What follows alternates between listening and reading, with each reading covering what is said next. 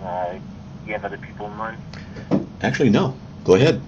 No? Okay. Now I'm drawing a blank. That's all right. Let me think. I was actually doing a little research on evolution the other day, and I came across something which I thought was kind of interesting. I tried posting it on the CARM boards, but it's a little, well, in the evolution section you're not going to get anything but atheists. But are you familiar with the Hella case? The what case? I think it's called the Hella case. Heller? No. What's that? No, I'm not. Go ahead. Okay.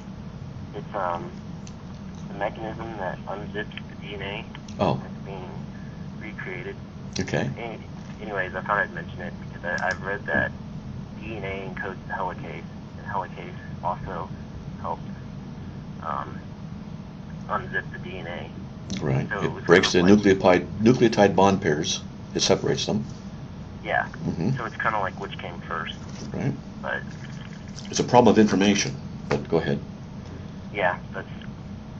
That's just what I was getting at. So. No, I'm not familiar with the term. I do know about the unzipping problem, the folding of the protein problems that the evolutionists cannot deal with or answer. But there is the underlying things that they need to deal with is where the information come from that allows this to occur. And it's just a humongous problem in evolutionary theory. Humongous.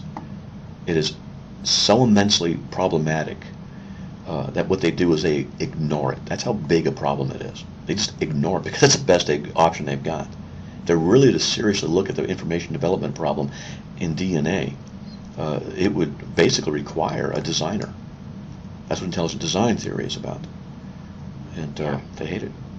Yeah, or they'll go back to biogenesis, or they'll go back to RNA or something that they haven't fully proven to kind of explain it away. Mm-hmm. Because I know biogenesis, there's not much work in that area. Right. Well, not in there. In evolutionary theory, they're more and more they're distancing. Boy, hard word. Distancing themselves from the issue of abiogenesis because they know that the information formation problem is just astronomically against them, and so they just ignore it. Yeah.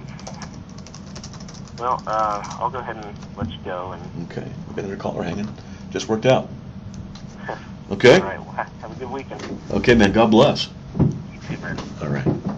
Hey, folks, if you want to call, 208-377-3790.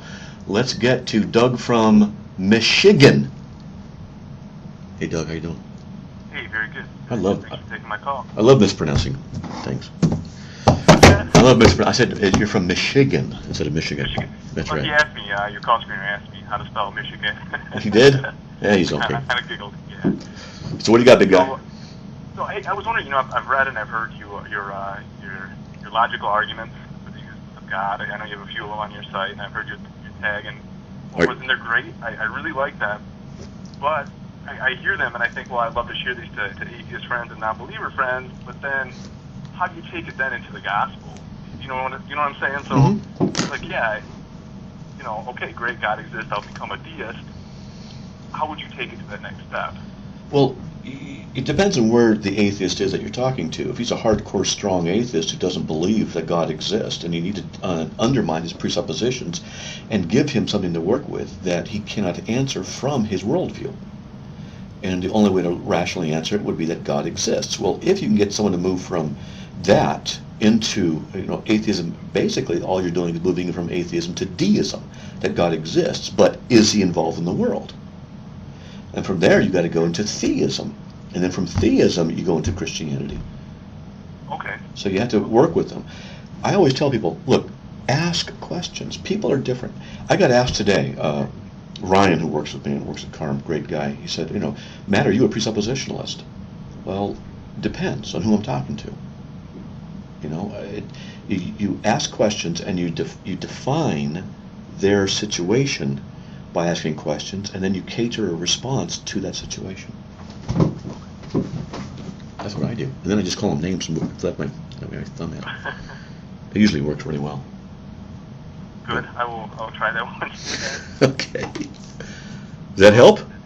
Yeah. I'll have to tell you arguments too. And I mean, I've been playing with it too in my own mind. You know, can you take some, especially I like how you kind of turn the tag into also that morality exists and thus transcends us. Right. And as long as you do that, can you then start logically taking that to, well, if the author of morality created this morality for us to feel it in our conscience, not to break that morality. Well, back up. Did God create morality? Say that again. Did God create morality? If God created morality, then that would mean there was a time when things were not moral. And God would have lived in a realm without morals. Okay, so it's this very nature that is morality. There you go. That's exactly right. Now, this is a very important principle for you and other Christians to understand.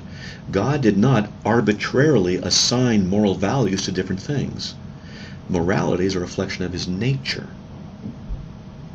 Okay. Okay? Okay. Yes, I think that helps a lot too in bringing an argument. That's right. That's good. That's good stuff. Okay. I think I can end there.